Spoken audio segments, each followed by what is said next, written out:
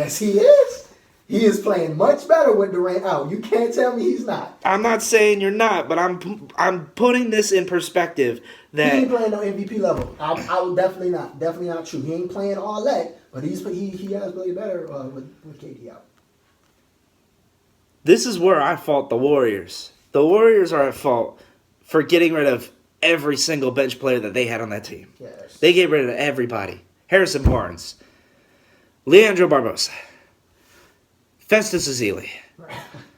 You have key guys on the bench. They're bench players. Right, but the only bench player you kept, Andre Iguodala.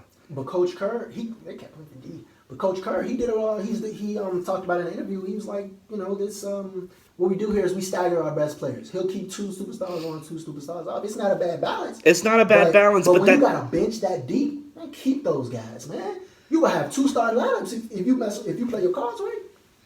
Honestly, it's how do you go from having the best record from last season, having the best record in NBA history, to you're pretty much tied with the Spurs right now, and they do well every year. Right. Consistency. 20 straight years they've made the playoffs under Coach Popovich. Yeah, Coach, hey. And you're telling me that you decide to get rid of every bench player that you had for one superstar. They got JaVale McGee. JaVale McGee came on.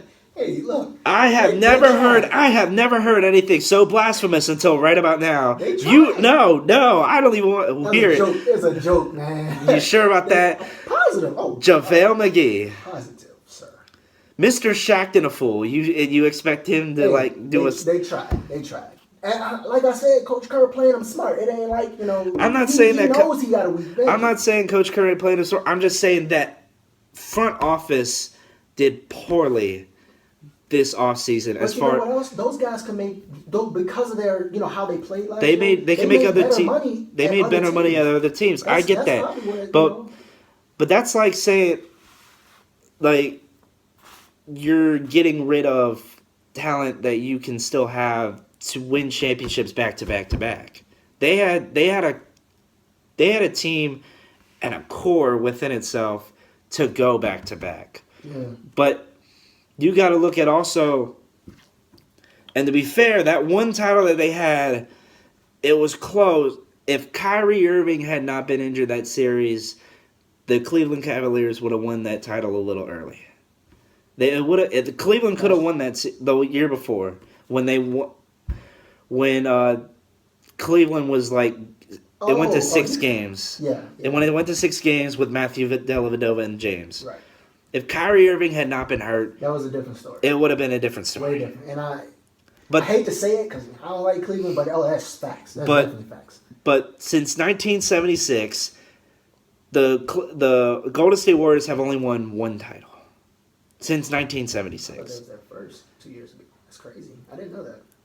No, they have not. They have been irrelevant. And you see all these fans come out now. Oh, out the blue. Out the blue. Roll up the bandwagon. I thought it was bandwagon when LeBron went to Miami. This is a whole new bandwagon. This is whole new. This is like a new generation, like the millennial generation of bandwagons. Right.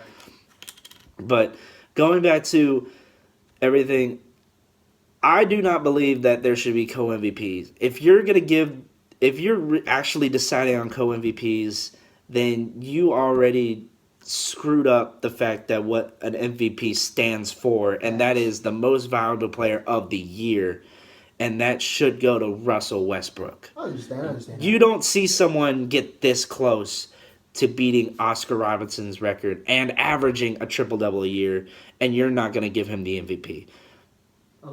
Alone. You're actually considering it with James Harden. So how about no co-MVP? What do you do for a race tight like this, and you have a guy come up short like James Harden, who balled out this year? It would be unfortunate to him, but James Harden don't get nothing. I mean, James Harden don't get nothing. He'll get a good clap here and there. I'll give him the clap that it was so close, but you got to look at what they've done, what MVP is, right. The most valuable player. And it does, you can win the team most valuable player, but you can't win the league most valuable player if you haven't done anything that significant this year. And Russell Westbrook has done something that we haven't seen in our time. Other people have seen it with Oscar Robertson, but we haven't seen it as a generation that a triple-double averaged and can beat a record with very few games left to go. Who can do it? Who can do it? By himself. It is astounding what he can do. It's amazing. Next topic. And this is a topic that has been a topic that we're going to be waiting for. March Madness. March Madness coming up this week. April 1st. First game, 6:09 Eastern Time. 7-seeded South Carolina Gamecocks versus first-seeded Gonzaga Bulldogs. The second game at 8:49 Eastern Time. 3-seeded Oregon Ducks versus the 1-seeded North Carolina Tar Heels. South Carolina and Gonzaga have made school history by making it to the Final Four for the first time. Which team can keep the Cinderella story going and make it to the championship game? In your mind, which team has proven itself through the tough road that is the NCAA tournament? I'm gonna be completely honest with you right here. I'm listening. I might brace myself for this. I have no idea. Oh man, you set me up. I have no idea. You set me up. Man, nobody was expecting it. That's why. Because that's the March Madness. You don't expect it, but now that you look at it, and it's the fact that these two teams have played tremendous basketball, team basketball. And you can't win championships without defense, and that's what South Carolina has mainly doing. Their defense has been strong throughout the whole tournament. That's why I believe that South Carolina.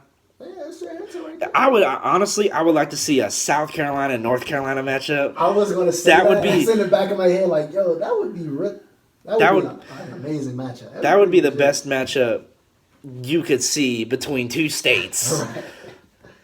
Man, that would be some tension right there. Other than probably UCLA versus USC or North Dakota, South Dakota. UCLA was out a while ago. We ain't talk about that. Yeah, but we're not going to talk about that. Yeah. Hey, but like you said, defense. Yeah. What else is there to say? How else you win games? Defense. You can score 1 point on offense as long as you play amazing defense. Yes. You can win a game. You can win a game. That's your answer right there. Exactly. Can the Tar Heels...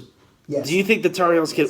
Without even letting me finish my question, can the Tar Heels win it this year after coming up short? Because that matchup with Villanova, that last shot, solid. Chris Jenkins, right. The three-pointer, you all know, we all witnessed it. Right.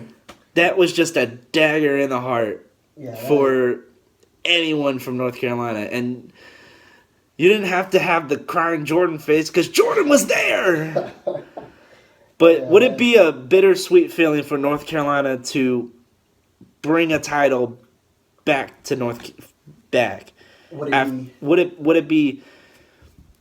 Would it ease the tension from last year?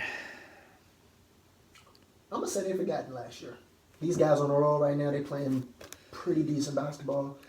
Ain't no way they got that in their head right now. They worrying about Oregon. That's what they worrying about right now. Ain't nothing else on their mind right now but Oregon. That's gonna be a good matchup. Well, Oregon Ducks playing North Carolina. That's been a good match.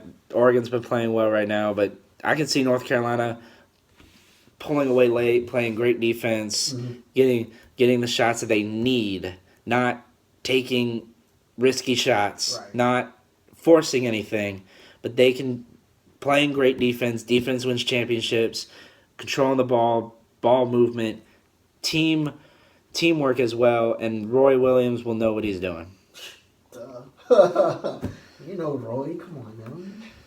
Hey. And last topic of the night, we're going to shift from college basketball to regular hoops. Coming down the stretch, which teams will make the playoffs and which teams should be worried going into the playoffs? As far as we've already seen teams clinch. Mm-hmm. I think some teams are still worrying about. You got the standings right there. What do they look like? For the East? For the East. We'll start with the East. They look right. Surprise teams for me, Milwaukee and Indiana. They are in. They're in. Right now. They're in. How many spots have been filled right now for the East? 4. And who fills out the rest of that lineup? Atlanta, Milwaukee, Miami, and Indiana. And top 4 is Cleveland and Boston tied for first. Washington, sleeper